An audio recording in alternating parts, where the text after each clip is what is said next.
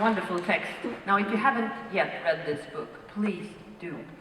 And if you haven't by chance read anything from Meg Rosoff's pen, then you might be inspired to do so after this next presentation.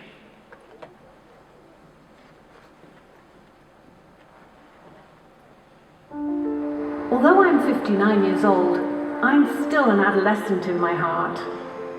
And I think we all are.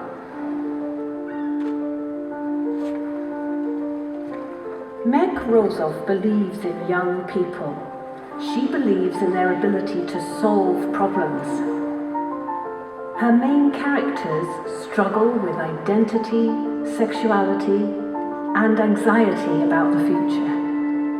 He looked impossibly familiar, like a fantasy version of myself, with the face I had always hoped would look back at me from the mirror. The bright, flickering quality of his skin reminded me of the surface of the sea.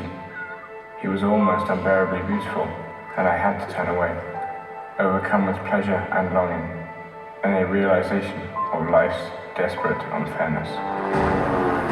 The main characters find themselves in situations they haven't chosen, searching for meaning in the strange, dark, and sometimes bizarre world around them. If you haven't been in a war, and you're wondering how long it takes to get used to losing everything you think you need or love, I can tell you the answer is no time at all.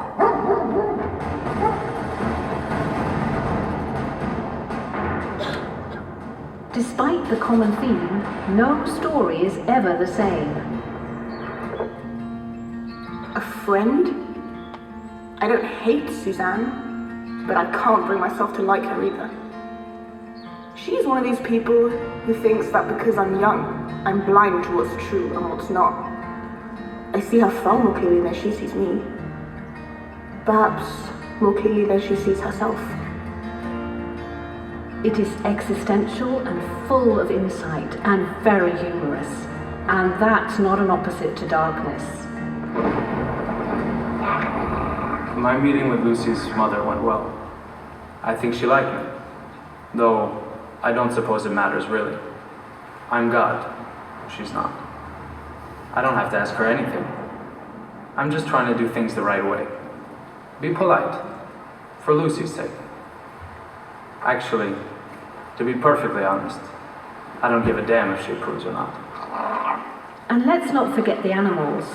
Fictive or not, they are important. The reality and the supernatural often slides into one another, and the limits between animals and humans can be very unclear. How was school, darling? Hell. What about your classes? Torture. And your friends? Scum. David, love, tell me, can you tell the difference between dog and God? What a bizarre question. He had never known his mother to possess a metaphysical bent. Dog, God, he wasn't at all sure he could tell the difference.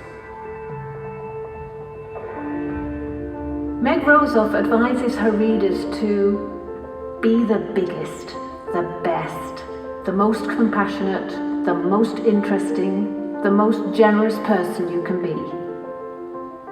Meg Rosoff's brave and humorous stories are one of a kind.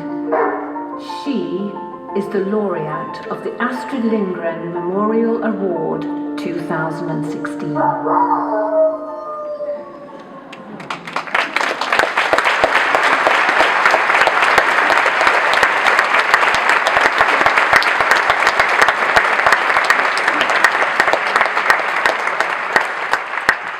A common idea is that great literature or art, like what we saw in the film here, comes from some divine talent or inspiration from somewhere. But all artists know that what you really need is stamina, or sittfläsk, as we call it in Swedish. It's true.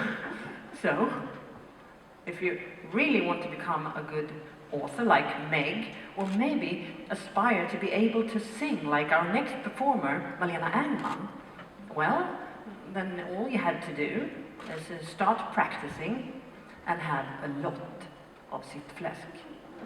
Here she is, Malena Ernman, Mats Bergström, the guitarist, with the song You'll Never Walk Alone.